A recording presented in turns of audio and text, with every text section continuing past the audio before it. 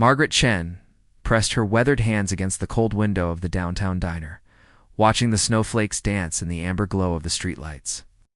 At 73, she had seen countless winters, but this one felt different, heavier. Somehow, as if the weight of loneliness had settled into her bones like the December chill. The diner was nearly empty at this hour, just her nursing a cup of coffee that had long since grown cold, and the young waitress who kept glancing at her with a mixture of pity and concern. "Another refill, honey?" The waitress, whose name tag read Sarah, couldn't have been more than her voice carried the gentle lilt of someone who had grown up in the South but found herself transplanted to this harsh Midwestern city. Margaret nodded, though she wasn't really drinking anymore. The warmth of the ceramic mug was comfort enough. "Thank you, dear. I suppose I should head home soon." But the truth was, Margaret didn't want to go home.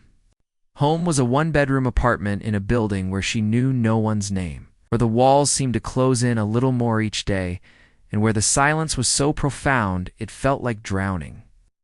Her daughter lived 3 states away, busy with her own family, her own troubles.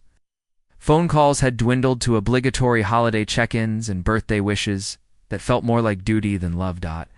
As Sarah poured the steaming coffee, Margaret noticed something that made her heart skip. The young woman's uniform was clean but worn thin at the elbows, and there was a small tear in her shoe that she had tried to mend with clear tape.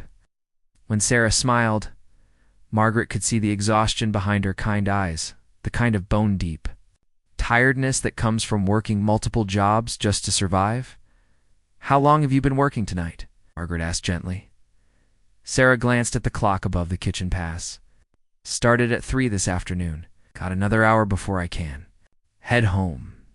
She paused, then added with a laugh that didn't quite reach her eyes, "Then I get to be back here at 6 in the morning for the breakfast rush. That's a long day." "2 jobs," Sarah explained, refilling the sugar dispenser as she talked. "One in cleaning offices at night, trying to save up for nursing school."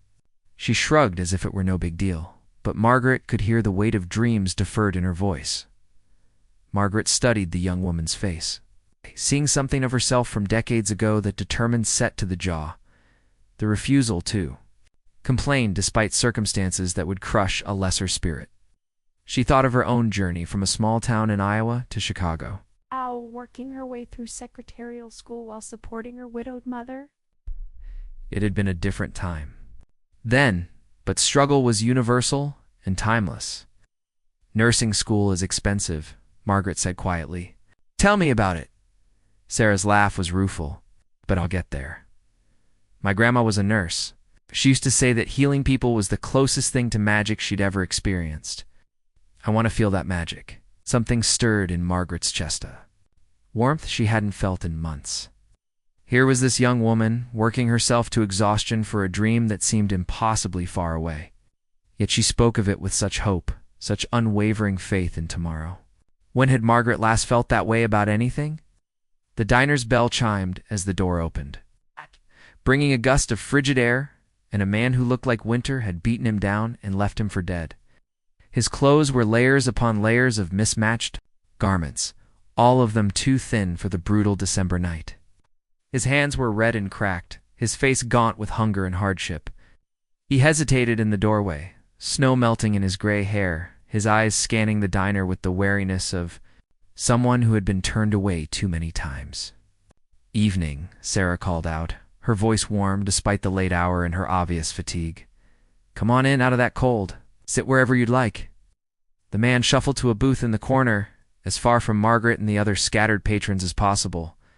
He studied the menu with the careful attention of someone calculating every penny. Margaret could see his shoulders tense as he read the prices. Sarah approached his table with the same gentle smile she had given. "Margaret, what can I get?" "You started with, 'Coffee's fresh, and it's warm.'" Just coffee, please," the man said, his voice barely above a whisper. He pulled out a crumpled dollar bill and some change, counting it twice before placing it on the table.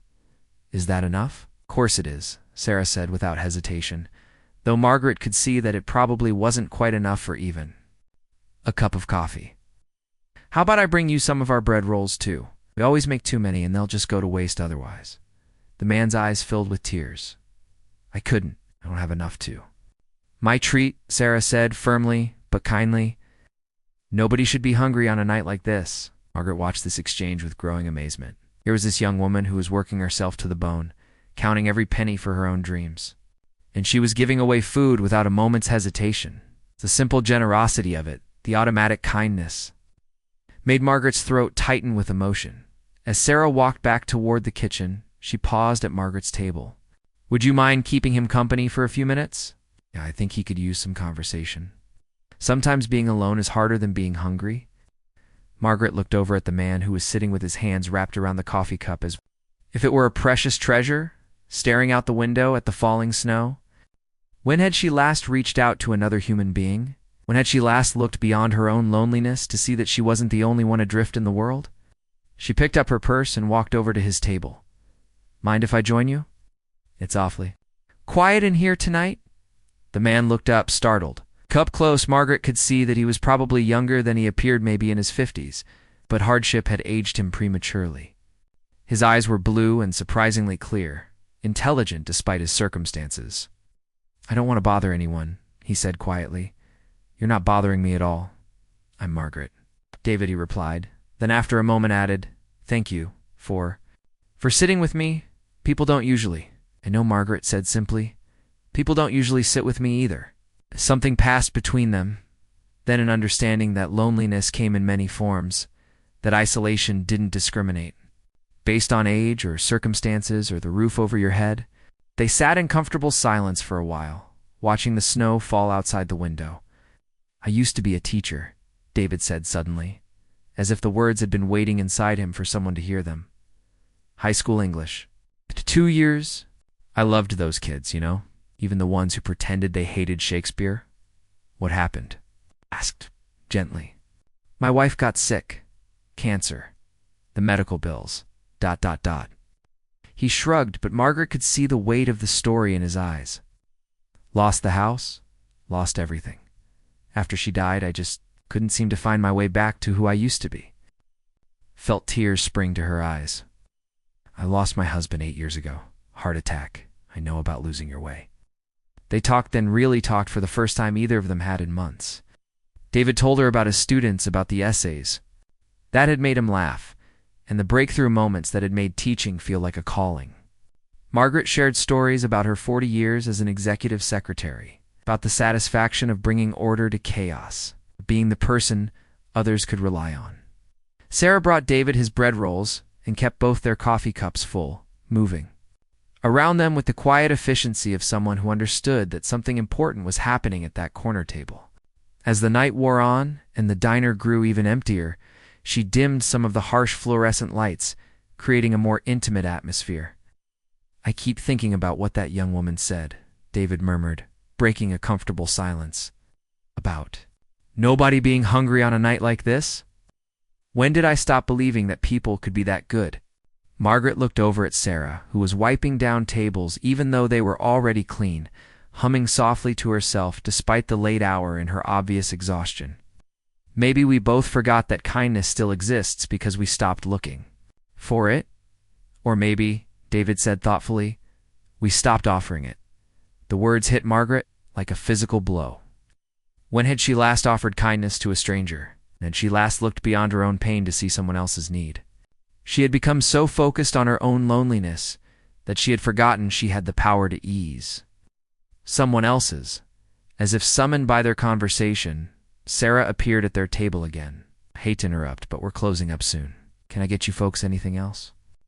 Margaret looked at this young woman who was giving so much of herself to strangers, who was working multiple jobs to chase a dream of healing others, and felt something shift inside her chest. She thought about her comfortable pension, about the savings account that grew larger each month because she had nothing and no one to spend money on. She thought about the years she had left and what she wanted them to mean. Sarah, Margaret said, her voice suddenly strong and clear. Tell me more about this nursing school you're planning to attend. Sarah's face lit up despite her tiredness. It's a 2-year program at the community college. I'd need to quit one of my jobs to attend classes, which is why I'm trying to save up enough to cover living expenses. The tuition isn't too bad, but it's the lost wages that are killing me. She laughed, but there was pain in it. At this rate, I'll be ready to start when I'm 30. How much do you need? Margaret asked quietly. Sarah looked confused. I wasn't asking for anything. I was just talking. I know you weren't asking. I'm offering. How much do you need? Mrs. Chen, I couldn't possibly, Margaret. And yes, you could. How much? Sarah's eyes filled with tears. I've calculated it about 1,000 times. With tuition and living expenses for 2 years, I'd need about $30,000. But I couldn't take that kind of money from you. You don't even know me. Margaret felt a smile spread across her face. The first genuine smile she had felt. In months, I know enough. I know you work 2 jobs and still find energy to be kind to strangers. I know you dream of healing people and call it magic. I know you give away bread rolls to hungry men, even when you're counting pennies yourself. She paused, her voice growing stronger. And I know that I have more money than I could spend in the years I have left. And no one to leave it to who needs it more than you do.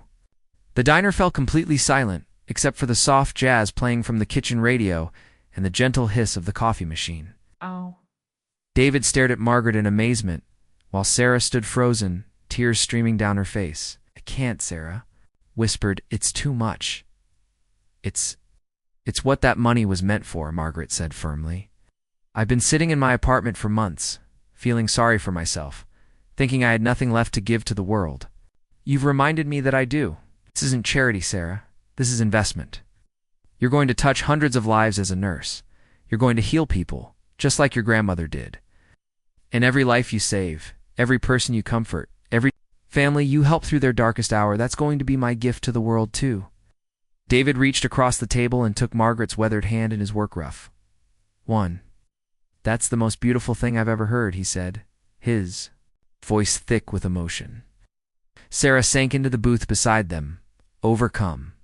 I don't know what to say. This changes everything. Could start in January. I could. She looked up at Margaret with wonder in her eyes. Why? Why are you doing this? Margaret thought about it for a moment, looking around the warm diner. At these 2 people who had somehow filled the hollow spaces in her chest with their simple humanity. Because, she said finally, I forgot that the cure for loneliness isn't finding someone to fill your empty spaces. It's filling the empty spaces in someone else. The 3 of them sat there for a long time, talking about dreams and chances about the ways that kindness ripples outward in ways we never expect. David shared more stories about his teaching days. Margaret found herself actually laughing for the first time in months. Sarah talked about her grandmother, about the patients she hoped to help, about the magic of healing that she was finally going to get to experience. As the night deepened and the snow continued to fall outside, something beautiful was happening inside the diner. 3 strangers were becoming something more, a chosen family, bound together by the recognition that none of us has to face the darkness alone. I have an idea, Margaret said suddenly. David, you said you were a teacher. I was. Still am, I suppose. Just between classrooms at the moment. Sarah's going to need help with her studies. Chemistry, anatomy, all those challenging subjects. And I imagine tutoring pays better than cleaning offices at night. David's eyes widened. You think I could still teach? I think Margaret said firmly that once a teacher, always a teacher. And I think Sarah could use someone in her corner who understands the value of education. Sarah looked between them, her face glowing with possibility. Would you really? I mean, I know I'll struggle with some of the science courses. I barely passed chemistry in high school. I taught chemistry for 15 years before I moved to English. David said, sitting up straighter than he had all evening. I'd be honored to help. Margaret felt something warm and bright expanding in her chest. In the span of a few hours, she had gone from feeling utterly useless to realizing that she could change 3 lives with a single decision. She could give Sarah her dream, David his purpose, and herself the greatest gift of all, the knowledge that her remaining years would matter. There's something else, Margaret said, looking at David. I have a spare bedroom in my apartment. It's been empty for years, just collecting dust. If you'd like a place to stay while you get back on your feet. David's composure finally cracked. Completely. He put his head in his hands and wept great, shuddering sobs that seemed to come from the very center of his soul. "I thought I was invisible," he whispered. "I thought the world had forgotten I existed." "None of us are invisible," Margaret said softly. "We just sometimes forget how to see each other." As the first light of dawn began to creep through the diner windows, the three of them made plans. Sarah would give notice at the cleaning company and start nursing school in January. David would move into Margaret's spare room and begin tutoring Sarah immediately, while looking for more permanent teaching opportunities. And Margaret would finally have a reason to get out of bed each morning. People who needed her, a purpose that extended beyond her own small sphere of loneliness. Sarah walked them to the door as her replacement arrived for the morning shift. The snow had stopped falling, and the city was waking up to a world transformed by the night's snowfall, clean, bright, and full of possibility. "I still can't believe this is real," Sarah said, hugging Margaret tightly. "You've changed my entire life." "Changed mine first," Margaret replied. "You reminded me that kindness is still possible, that goodness still exists in the world. All I did was decide to be part of it instead of sitting on the sidelines." David stood beside them, looking out at the snow-covered city with new eyes. "My students used to ask me why we had to read all those old stories, why the classics mattered. I used to tell them it was because the best stories remind us of who we can be at our finest moments. I never expected to be living in one of those stories myself." "Maybe," Margaret said, linking her arms through both of theirs. "The best stories aren't the ones we read. Maybe they're the ones we choose to write." 6 months later, Margaret sat in the same diner, but everything had changed. Sarah was halfway through her first semester of nursing school, her face bright with the joy of learning, of moving toward her dream at last. Her grades were excellent, thanks in large part to David's patient tutoring. David had found a position teaching night classes at the community college adult education for people who, like Sarah, were chasing dreams that had been deferred but not abandoned. He had his own apartment now, but he and Margaret had dinner together twice a week, and he still graded papers at her kitchen table sometimes, just like old times. Margaret herself was busier than she had been in years. She had started volunteering at a literacy center, helping adults learn to read. She had joined the community college's advisory board, using her business experience to help shape programs that served non-traditional students. Her apartment, once a tomb of silence, was now filled with the sounds of life, David's laughter over dinner, Sarah stopping by to share stories from her clinical rotations, the ring of the phone as her new friends called to check in or make plans. She had called her daughter last month and told her the whole story. There had been tears on both ends of the line, and plans were made for a visit the first in 3 years. Her daughter had been amazed by the change in Margaret's voice, the life that had returned to it. "I'm so proud of you, Mom," she had said. "You sound like yourself again." Margaret had realized then that she hadn't just saved Sarah's dreams or given David a second chance. She had saved herself as well, pulled herself back from the brink of despair by the simple act of choosing to matter in someone else's life. As she sat in the diner that spring afternoon, watching Sarah rush between tables with the same warm smile she had always worn, but with a lightness that hadn't been there before, Margaret reflected on the night that had changed everything. She thought about the power of human kindness to transform not just the receiver, but the giver as well. She thought about how loneliness wasn't really about being alone. It was about feeling disconnected from the great human story that was always unfolding around us. The bell above the door chimed, and a young man entered, looking lost and overwhelmed, scanning the menu with the same careful calculation she had once seen David use. Margaret watched as Sarah approached him with her characteristic warmth, offering not just service, but genuine human connection.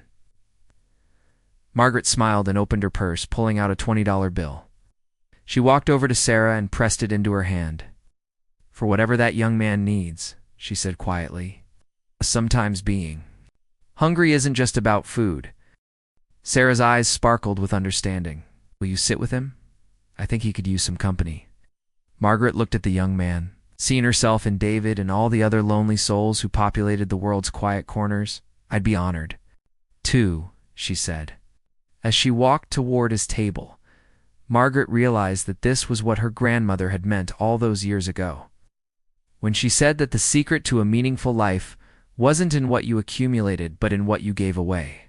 She had spent years accumulating money, possessions, grievances, loneliness. It wasn't until she started giving those things away that she discovered what wealth really meant. Mind if I join you? She asked the young man, just as she had asked. David, all those months ago, he looked up surprised, then nodded gratefully. And as Margaret settled into the booth across from him, she felt the familiar, warm glow of possibility. The sense that another story was about to begin, another chance to write kindness into the world, one conversation at a time. Diner window, spring rain began to fall, washing away the last remnants of winter and making everything clean and new again. Out inside, 3 lives that had intersected in the darkness of a December night continued to interweave, creating a tapestry of connection that would ripple outward in ways they might never fully know. The last light of winter had indeed passed, replaced by something far brighter, the illumination that comes from understanding that we are all part of the same story, all connected by our shared humanity, all capable of transforming each other's lives through the simple, revolutionary act of caring. And in a world that sometimes seemed too large and cold and indifferent, that small diner had become proof that kindness was still possible, that goodness still existed, and that the most profound magic happened not when we waited to be saved, but when we chose to save each other.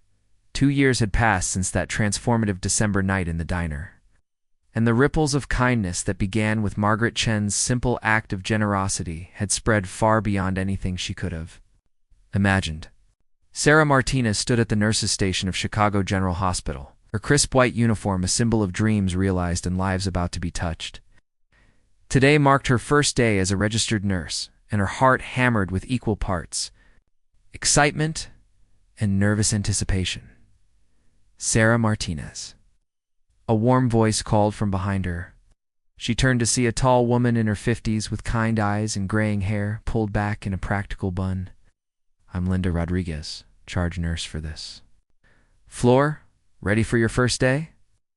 More than ready, Sarah replied, her voice steady despite the butterflies in her stomach. She thought of Margaret, who had insisted on buying her the stethoscope that now hung around her neck, a top-of-the-line Littman that had cost more than Sarah used to make in a week at the diner. I've been dreaming of this day for so long, Linda smiled, seeing something familiar in the young woman's eyes. I can tell. You have that look like you understand that this isn't just a job, it's a calling. She gestured down the hall. Come on, let me introduce you to your patients. Fair warning, though, room 312 is going to be a challenge. Elderly gentleman came in 3 days ago after collapsing in his apartment. No family, no visitors, and he's given up. Refuses to engage with anyone. As they walked down the corridor, Sarah felt a familiar tug in her chest, the same feeling she'd had that night in the diner when she'd seen David sitting alone in the corner booth. Defeated and forgotten, some people, she had learned, needed more than medical care. They needed someone to see them as human beings worth saving. Room 312 was dim, curtains drawn against the afternoon sun. In the hospital bed lay a man who looked to be in his 70s, staring at the ceiling with hollow eyes. His chart read Walter Morrison, 74, pneumonia, possible malnutrition. But Sarah saw beyond the medical terminology to the person underneath, someone who had lost hope. Mr. Morrison, Sarah said softly, approaching his bedside. I'm Sarah, your nurse for today. How are you feeling? The man didn't turn his head, didn't acknowledge her presence in any way. His voice, when it came, was barely a whisper. Why does it matter? The words hit Sarah like a physical blow. She had heard that same tone in David's voice 2 years ago, had seen that same empty stare in Margaret's eyes before their lives had intersected. This was what despair looked like, not dramatic or attention-seeking, but quiet and gray and utterly defeated. It matters, Sarah said, pulling up a chair beside his bed, because you matter. This time Walter did turn his head, studying her face with curious eyes. You don't know anything about me? You're right, I don't. But I'd like to. You'll let me. Over the next few hours, as Sarah tended to Walter's medical needs, She began to piece together his story through gentle conversation and careful observation. He had been a librarian for 40 years, dedicating his life to books and the people who loved them. His wife had died 5 years earlier, and his only son lived in California, too busy with his own life to maintain more than occasional contact. Walter had been slowly wasting away in his small apartment, surrounded by thousands of books, but completely alone. "I used to believe books could save people," Walter said during one of their conversations. "Thought the right story at the right moment could change a life. Silly old man's fantasy." "Maybe not so silly," Sarah replied, adjusting his fore. "Someone once told me that the best stories remind us who we can be at our finest moments. Maybe you just haven't found the right story yet." Walter's eyes sharpened. "Who told you that?" "A friend of mine. A teacher who thought he had lost everything until he realized he still had the ability to help people learn and grow." Sarah smiled, thinking of David and how he had transformed from a broken man into someone who lit up every room he entered with his passion for education. "He taught me that it's never too late for a new chapter." Something shifted in Walter's expression, a flicker of curiosity, of possibility. Sarah recognized the look. It was the same expression she had seen on Margaret's face when she realized she still had something to give to the world. That evening, Sarah stopped by Margaret's apartment, as had become her weekly tradition. She found Margaret and David in the kitchen grating papers together while a pot of soup simmered on the stove. The sight never failed to warm Sarah's heart, these two people who had found family in each other after thinking they would spend their remaining years alone. "How was your first day?" Margaret asked, looking up from a stack of essays. With bright, engaged eyes that bore no resemblance to the hollow stare Sarah remembered from the diner. "Challenging," Sarah admitted, settling into her usual chair at the kitchen table. "There's a patient, Walter Morrison. He reminds me of ... Well, of how you both were when I first met you. Lost. Ready to give up." David set down his red pen, his attention fully focused on Sarah. "What's his story?" Sarah told them about Walter, the retired librarian who had dedicated his life to connecting people with stories, only to find himself completely disconnected from the world. She spoke. She watched understanding dawn on both Margaret's and David's faces. "He sounds lonely," Margaret said quietly. "Not just alone. Lonely. There's a difference." "The worst kind of poverty," David added, "is poverty of connection. I should know." Margaret stood up suddenly, her eyes bright with purpose. "Sarah, do you think this Walter would welcome visitors? I mean, if we were to stop by?" "I think," Sarah said slowly, a smile spreading across her face, "that might be exactly what he needs." The next day, Sarah was surprised to see Margaret and David waiting in the hospital lobby when she arrived for her shift. Margaret carried a thermos of homemade soup and a worn paperback book, while David held a small potted plant, a bright yellow chrysanthemum that seemed to glow against the institutional gray of the hospital walls. "We thought we'd take you up on that suggestion," Margaret said with a conspiratorial smile. "David picked out a book he thinks Walter might enjoy, and I made that chicken soup that always seems to cure whatever ails people." "And the plant?" Sarah asked, touched by their thoughtfulness. "Every room needs something alive in it," David replied. "Something growing, something hopeful." When they entered Walter's room, Sarah was pleased to see that he was sitting up, looking slightly more alert than he had the day before. He stared at the unexpected visitors with surprise and wariness. "Walter," Sarah said gently, "I'd like you to meet some friends of mine. This is Margaret and David." Margaret stepped forward with her warm grandmother smiled, the one that had convinced Sarah to accept help 2 years ago. "Hello, Walter. Sarah tells us you're a librarian. David here is a teacher, and well, I'm someone who has learned the value of good books and good friends." David approached the bedside, setting the plant on the windowsill where it caught the afternoon light. "Sarah mentioned you love books. I brought you something I think you might enjoy. It's a collection of short stories by Ray Bradbury. Have you read The Library?" Walter's eyes widened. "You know Bradbury's library stories?" "Know them? I've taught them for years. That story about the librarian who stays behind to save the books from the automated world, that's about courage, about the importance of preserving human knowledge and connection." For the first time since Sarah had met him, Walter's face came alive. Not many people understand that story. They think it's about technology versus tradition, but it's really about ... About refusing to let the things that matter most disappear without a fight, David finished. About being willing to stand up for what gives life meaning. Margaret pulled up a chair and opened her thermos. Ow! Would you like some soup, Walter? I find that serious literary discussions always go better with proper nourishment. What followed was the most animated conversation Sarah had witnessed in weeks. Walter, energized by finding kindred spirits who shared his passion for literature, began sharing stories about his years as a librarian, the shy children he had helped discover the magic of reading, the struggling students he had tutored, the book clubs he had organized for lonely seniors who found community and shared stories. Miss it, Walter admitted, accepting a second cup of Margaret's soup. Not just the books, but the people. Helping someone find exactly the story they needed at exactly the right moment, that felt like magic. It was magic, David said firmly, and it still could be. Margaret leaned forward, her eyes sparkling with the same intensity Sarah had seen the night she decided to change everyone's lives. Walter, what if I told you there was a way to get back to that magic? What if there was a place where you could share your love of books and stories with people who desperately needed both? Over the next hour, Margaret and David outlined an idea. That grew more exciting with each detail. The community center in Margaret's neighborhood had been struggling to maintain their programs for at-risk youth and isolated seniors.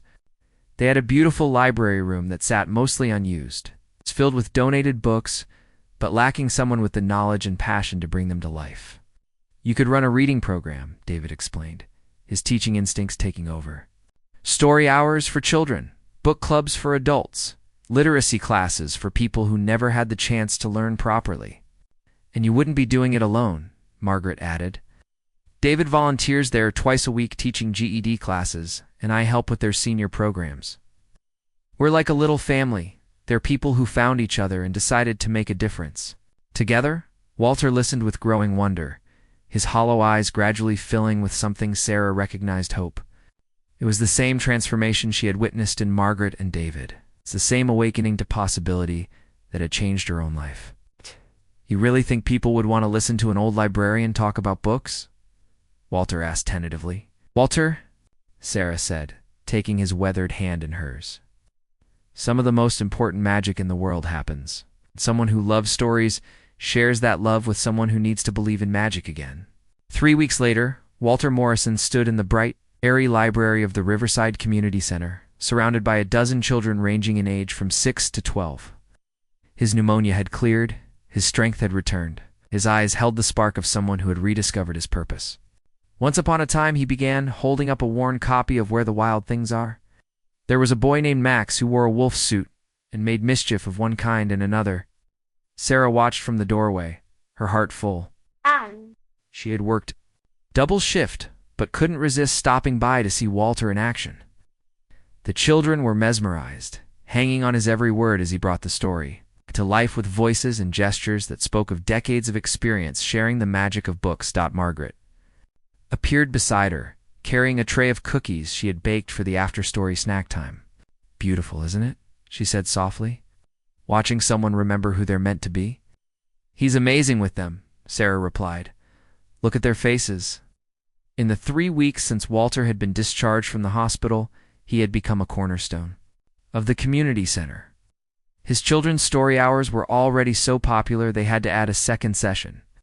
His adult book club had attracted a diverse group of people, recent immigrants working on their English, seniors looking for social connection, young parents grateful for intellectual stimulation beyond children's television, but perhaps most importantly, Walter had found his family. He had dinner with Margaret and David twice a week, spent Sundays reading the newspaper and debating current events with Margaret, and had even started collaborating with David on a literacy program for adults who had never learned to read properly. Sarah, called a voice from across the library. She turned to see a young woman she didn't recognize, maybe 25, with tired eyes and calloused hands that spoke of hard work and harder circumstances. Are you the nurse Walter talks about? The one who helped him when he was in the hospital? Sarah, she replied, curious. Are you here for story time? Not exactly. The woman glanced around nervously. I'm Jessica.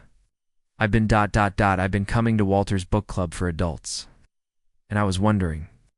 Walter mentioned that you went to nursing school while working multiple jobs, and I was hoping maybe you could give me some advice? Sarah's heart skipped. She recognized the look in Jessica's eyes, the same desperate hope she had carried for so many years. The same fear that dreams might be too expensive, too difficult, too far out of reach. Of course, Sarah said warmly. What kind of advice are you looking for? I want to go back to school, Jessica said in a rush. I dropped out of high school when I got pregnant at 16, but my daughter's 8 now, and I want to show her that it's never too late to chase your dreams, Walters. I've been helping me with my GED, and I think I'm ready to take the test, but I don't know what comes next. Sarah felt that familiar warmth spreading through her chest, the same feeling she had experienced. When she first realized she could help other people the way Margaret and David had helped her, the circle was expanding, the ripples spreading. Further than she had ever imagined. Jessica, I would love to help you figure out your next steps. But first, let me introduce you to some friends of mine. I think you'll find that around here, no one has to chase their dreams alone. As Walter finished his story, 2 thunderous applause from the children, Sarah reflected on the extraordinary chain of events that had brought them all together. It had started with a lonely old woman, a struggling waitress, and a homeless teacher, finding each other in a late-night diner. But it had grown into something magnificent, a network of people committed to lifting each other up, to ensuring that no one had to face their challenges alone. Margaret appeared at her elbow again, having distributed cookies to all the children. Penny for your thoughts? I was just thinking about that night in the diner, Sarah said. How you changed my life with one simple act of generosity. And now look, Walter's found his calling again. Jessica's ready to chase her dreams. Those children are discovering the magic of stories.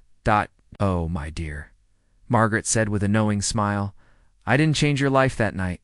You changed mine, and then we all changed each other's. That's how it works. Kindness isn't a one-way street. It's a circle that keeps expanding, touching people we may never even meet. As if to prove her point, Walter approached them with a young boy in tow, maybe 10 years old, with serious dark eyes and clothes that had seen better days.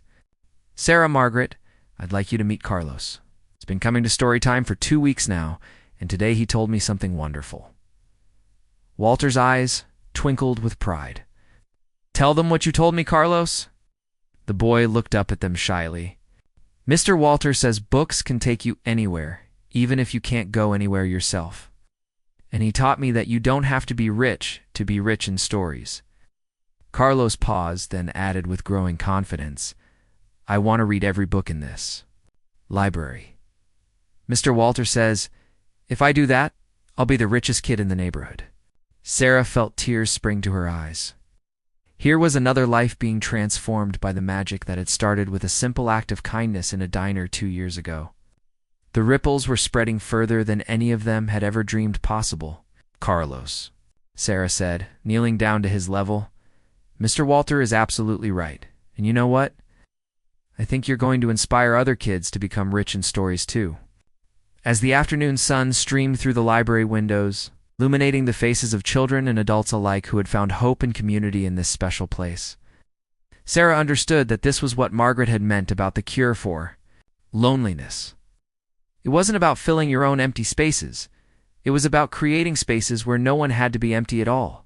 The last light of winter had given way to something eternal, the warm, endless glow of human kindness multiplying itself through every life it touched, creating a legacy of hope that would ripple forward through generations yet to come. And in a corner of the library, Walter Morrison, no longer the forgotten, hopeless man from room 312, opened another book and began to read aloud, his voice carrying the magic of stories to anyone willing to listen, proving once again that it's never too late for a new chapter, and the best stories are the ones we write together. David joined Margaret and Sarah by the window, the 3 of them watching Walter work his magic with a new group of eager listeners. You know, he said thoughtfully, I used to tell my students that every ending is really a beginning in disguise. I never understood how true that was until I met you two. Margaret slipped her arms through both of theirs, her face radiant with contentment. "Then let's make sure this story never ends," she said. "Let's make sure the kindness keeps spreading, one person at a time, one story at a time, one act of love at a time." And as laughter and wonder filled the library around them, three people who had once been strangers, now family, knew that they had discovered the secret to a meaningful life.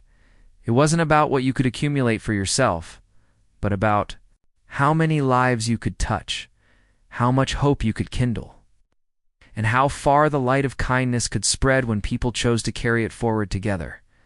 The ripple effect of that December night would continue long after they were gone, carried forward by Sarah's patience, Walter's readers, David's students, Jessica's dreams, and Carlos's stories, an endless chain of human connection, proving that the simplest acts of love can change the world, one heart at a time.